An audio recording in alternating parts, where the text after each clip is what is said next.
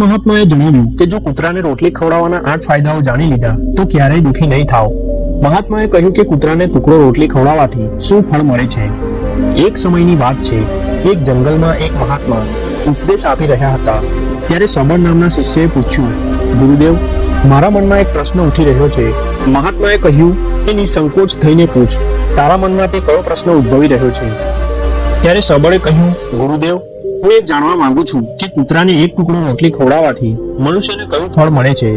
ત્યારે મહાત્માએ કહ્યું, શિષ્ય, કૂતરાને એક ટુકડો રોટલી ખવડાવવાથી મનુષ્યને 8 ફાયદાઓ થાય છે તથા જે પણ મનુષ્ય આ ફાયદાઓ વિશે જાણી લે છે એનું જીવન ધન્ય થઈ જાય છે અને તેના જીવનમાં ક્યારેય દુઃખ નથી આવતું.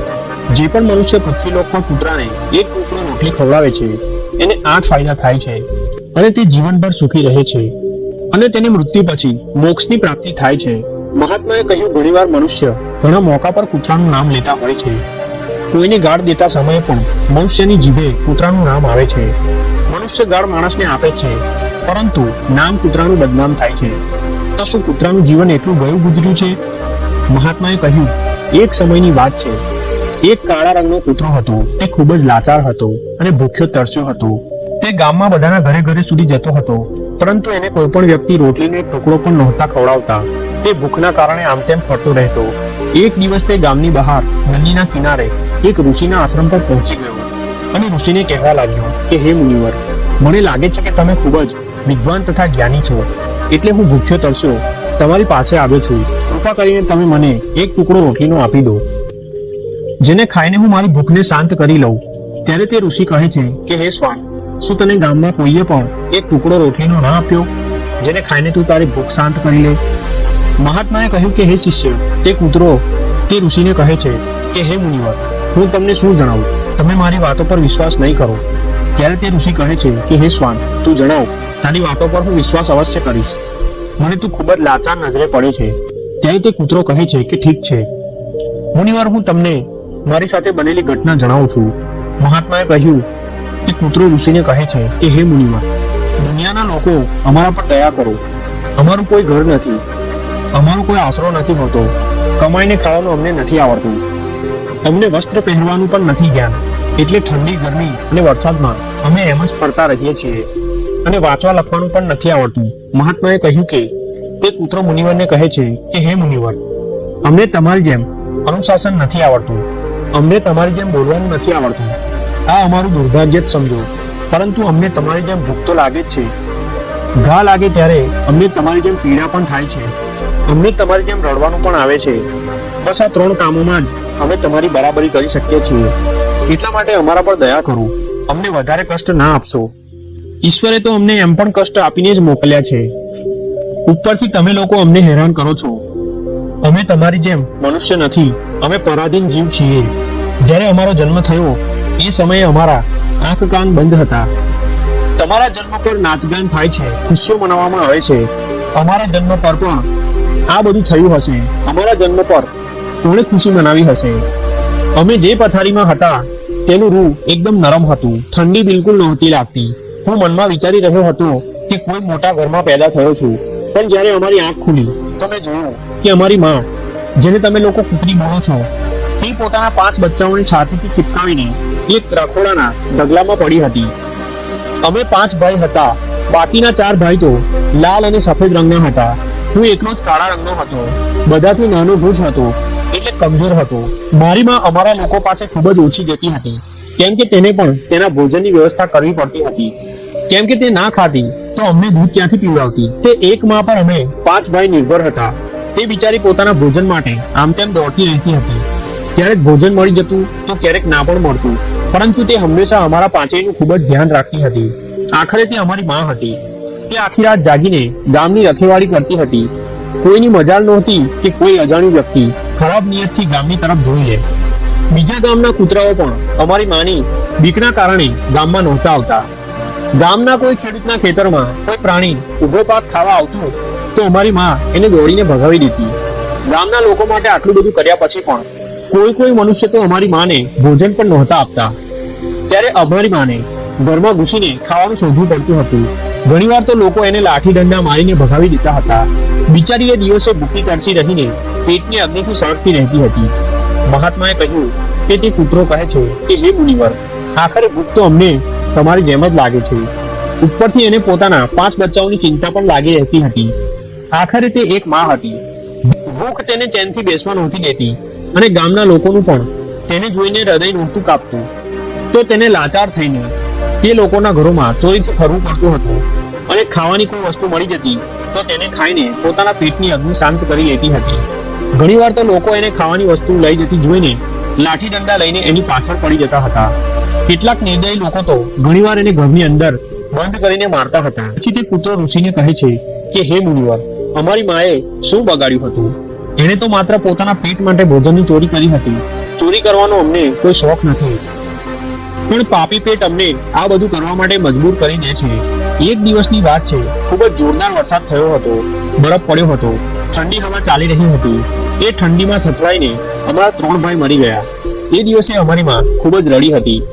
પરંતુ મનુષ્ય અમારી પીડાને નહીં સમજે, કેમ કે એમના બાળકો થોડા મર્યા હતા. પછી તે કૂતરો કહે છે કે હે મુનિવર, હવે અમે માત્ર 2 જ ભાઈઓ રહી ગયા હતા. અમારી માં અમારા બેની સારી રીતે સંભાળ રાખવા લાગી હતી. પછી એક દિવસ એ જ ગામમાં એક મોટા અમીર વ્યક્તિને ત્યાં જમવાનું ચાલી રહ્યું હતું અને અનેક પ્રકારની મીઠાઈઓ બની રહી હતી. તે અમીર વ્યક્તિના ઘરે ઘણા બધા મહેમાનો આવ્યા હતા. અમારી માં ભોજનની શોધમાં વારંવાર ત્યાં જતી હતી, પરંતુ લોકો તેને ધૂતકારીને ભગાવી દેતા. કોઈને તેના પર એટલી પણ દયા ના આવી કે એક રોટલી તે બિચારીને ખાવા માટે ફેંકી દે. એક રોટલીથી તેમનું શું બગડી જવાનું હતું? મારી માં વારંવાર જતી અને ત્યાં જ ઊભી જોતી રહેતી હતી. તે અમીર વ્યક્તિના આંગણે જમણવાર ચાલુ થયું. ભોજન પીરસાવા લાગ્યું. મારી માં પણ ત્યાં જઈને પૂંછડી હલાવવા લાગી.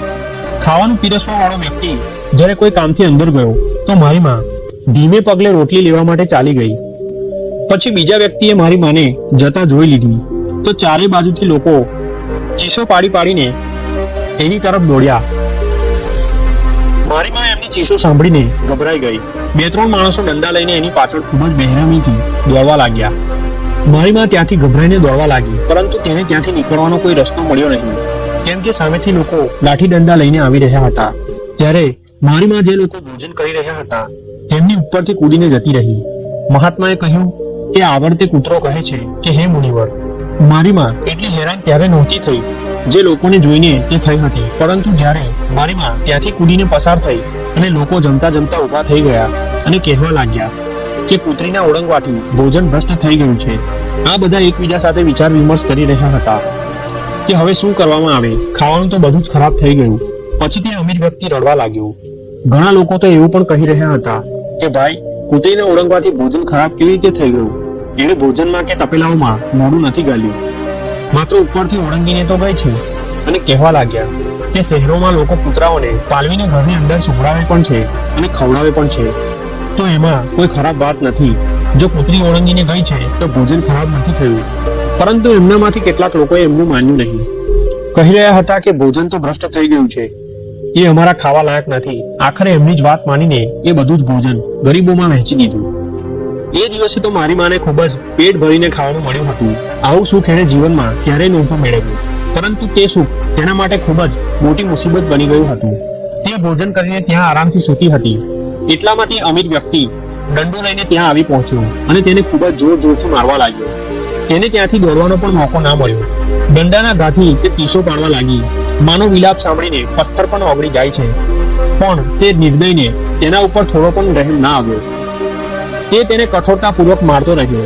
માનો એ અવાજ આખા ગામમાં સંભળાઈ રહ્યો હતો. ત્યારે કેટલાક લોકો આવ્યા અને તેને સમજાવતા બોલ્યા કે હે ભાઈ, જવા દો. ભૂખમાં તો માણસની પણ બુદ્ધિ ભ્રષ્ટ થઈ જાય છે, તો આ તો એક પશુ છે. તેને સારા નડતાનું શું ભાન? હવે એને મારીને તમને શું મળશે? જે થવાનું હતું તે થઈ ગયું. લોકોને સમજાવ્યા પછી તેને અમારી માને મારવાનું બંધ કર્યું. માએ બધી જ ઘટના આવીને અમને 2 ભાઈઓને સંભળાવી. અમે વિચાર્યું કે કેટલું કષ્ટભર્યું છે અમારા કૂતરાઓનું જીવન. માણસ એક રોટલી ટુકડાના બદલામાં એક ચોરની જેમ મારે છે. બેકાર છે એવા લોકો જે અમારી પીડાને નથી સમજતા. મહાત્માએ કહ્યું કે કૂતરો કહે છે કે હે મુનિવર, એક દિવસની વાત છે. તે ગામની બહાર એક પંડિત આવીને રોકાયા હતા. તેણે પોતાના ભોજન માટે એક જગ્યાએ ચૂલો બનાવ્યો અને તેના ઉપર દાળ બનાવવા માટે મૂકી દીધું. ત્યાર પછી લોટ બાંધીને મૂકી દીધો. તે ત્યાં જ નજીક કૂવા પર પાણી લેવા માટે ગયા.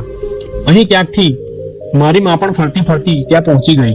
તેણે પેલો નોટ જોયો તો વિચારવા લાગી કે કદાચ આ લોટનો કોઈ માલિક નથી. એવું વિચારીને તે લોટને ખાવા લાગી. આ તરફ તે પંડિતે કુવા પાસેથી જોયું કે તેનો લોટ કૂતરી ખાઈ રહી છે તો તે ખૂબ જ દુઃખી થયો. તે બિચારો રડવા લાગ્યો કેમ કે તે પણ 2 દિવસનો ભૂખ્યો અને થાકેલો હતો. કેટલાક લોકો એમને કહી રહ્યા હતા કે અરે પંડિતજી, આ કૂતરીએ તમારો પણ લોટ ભ્રષ્ટ કરી દીધો, ખરાબ કરી દીધો. કાલે તો એણે પેલા ધનવાન વ્યક્તિની રસોઈ ખરાબ કરી હતી. પંડિત દુઃખી થતો બોલ્યો, મને શું ખબર હતી કે આ દુષ્ટ કૂતરી મારા લોટને ખાવા માટે ઘાત લગાવીને બેઠી છે. પંડિતજી પણ તે કૂતરીને લાકડી લઈને મારવા લાગ્યો. માં તે લોટને ઠીક રીતે ખાઈ પણ નહોતી શકી, પણ એનાથી વધારે તો એણે માર ખાઈ લીધો. મહિનાઓ સુધી મારી માં લથડિયા ખાતી ખાતી ફરતી રહી. ત્યારે એ દિવસે સમજ પડી કે માણસો કેટલા ગરજ મતલબી છે. અમે તેનું કોઈ પણ કાર્ય કરીએ છીએ તો પણ તે અમને નથી સમજતા. આગળ તે કૂતરો કહે છે કે હે મુનિવર, અમારી ખામી એ છે કે અમે એ જ મતલબી મનુષ્યોને આધીન રહેવા માંગીએ છીએ, જે અમને કષ્ટ આપે છે, જે અમને પ્રેમથી ખવડાવે છે. અમે તેના કેટલા કામ લાગીએ છીએ તે એમને નથી ખબર. તેમના ઘરની રખેવાળી તો કરીએ જ છીએ, સાથે સાથે ઘણા બધા લાભ છે જેને મનુષ્ય નથી જાણતા. મહાત્માએ કહ્યું કે જો મનુષ્ય કૂતરાને રોટલી ખવડાવવાના ફાયદા જાણી લે તો પોતાના જીવનમાં થવાવાળા નુકસાનથી બચી શકે છે. આજે હું તમને જણાવીશ કૂતરાને રોટલી ખવડાવવાના 8 ફાયદાઓ. મનુષ્યને ખબર નથી કે જ્યારે પણ ઘરમાં રોટલી બનાવવામાં આવે છે તો સૌથી પહેલી રોટલી ગાય માતાની હોય છે અને છેલ્લી રોટલી કૂતરાની હોય છે. મહાત્માજીએ કહ્યું કે એવું જ વિધાન ભગવાને બનાવ્યું હતું, પરંતુ ભગવાનના બનાવેલા તે વિધાનને ભૂલીને મનુષ્ય પહેલી અને છેલ્લી રોટલી જાતે જ ખાઈ જાય છે. એનો દુષ્પ્રભાવ એના જીવન પર પડે છે. કૂતરો એ પ્રાણી છે જેને રોટલી ખવડાવવાથી મનુષ્યના જીવનમાં પડનારા ગ્રહોનો દોષ પણ દૂર થઈ જાય છે. મહાત્માએ કહ્યું કે કૂતરાને રોટલી ખવડાવવાનો પહેલો ફાયદો, કૂતરાને રોટલી ખવડાવવાથી શનિ મહારાજનો નકારાત્મક પ્રભાવ ઓછો થઈ જાય છે.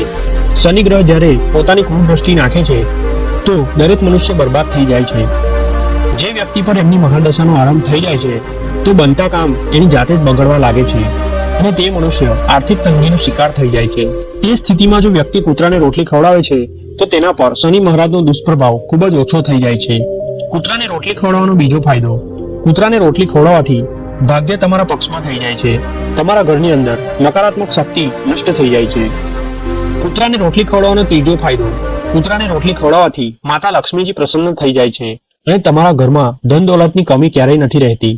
કૂતરાને રોટલી ખવડાવવાનો ચોથો ફાયદો, કૂતરાને રોટલી ખવડાવવાથી તમારા ઉપર દેવું નથી થતું અને જે પહેલાથી તમે દેવાદાર છો તેમાંથી પણ મુક્તિ મળી જાય છે. કૂતરાને રોટલી ખવડાવવાનો પાંચમો ફાયદો, કૂતરાને રોટલી ખવડાવવાથી તમારો વેપાર કામ ધંધામાં બરકત આવે છે, નોકરીમાં તરક્કી થાય છે. કૂતરાને રોટલી ખવડાવવાનો છઠ્ઠો ફાયદો, કૂતરાને રોટલી ખવડાવવાથી તમારું આયુષ્ય વધે છે અને અટકેલું ધન પાછું મળી જાય છે. કૂતરાને રોટલી ખવડાવવાનો સાતમો ફાયદો, કૂતરાને રોટલી ખવડાવવાથી હંમેશા તમારું સ્વાસ્થ્ય સારું બની રહે છે અને માનસિક રૂપથી તમે મજબૂત રહો છો. તમારું મન હંમેશા ઉર્જાવાન રહે છે, સારા વિચાર તમારા મનમાં આવે છે. કૂતરાને રોટલી ખવડાવવાનો આઠમો ફાયદો, કૂતરાને રોટલી ખવડાવવાથી ભગવાન પ્રસન્ન રહે છે, કેમ કે ભગવાન તે સમસ્ત જીવોની ચિંતા કરે છે અને જે સમસ્ત જીવો પર દયા બતાવે છે ભગવાન પણ એ મનુષ્ય ઉપર હંમેશા પ્રસન્ન રહે છે. ભગવાનની કૃપા હંમેશા તે પરિવાર પર બની રહે છે. તમે તમારા વડીલો પાસેથી સાંભળ્યું હશે, કહેવાય છે કે જ્યારે કૂતરું રડે છે તો અપશુકન થાય છે, કોઈ સંકટ આવે છે, એટલે કૂતરાને ક્યારેય રડાવવું ના જોઈએ. આ રીતે મહાત્માજીએ સબંધને કૂતરાને રોટલી ખવડાવવાના 8 ફાયદા જણાવ્યા અને જે પણ માનવી કૂતરાને રોટલી ખવડાવે છે તો એને આ 8 ફાયદાનું ફળ પ્રાપ્ત થાય છે. મિત્રો, તમને આ વિડીયો કેવો લાગ્યો કમેન્ટ કરીને જરૂર જણાવો. વિડીયો ગમ્યો હોય તો લાઈક કરો, ચેનલ પર જો નવા હોય તો ચેનલને સબસ્ક્રાઇબ કરીને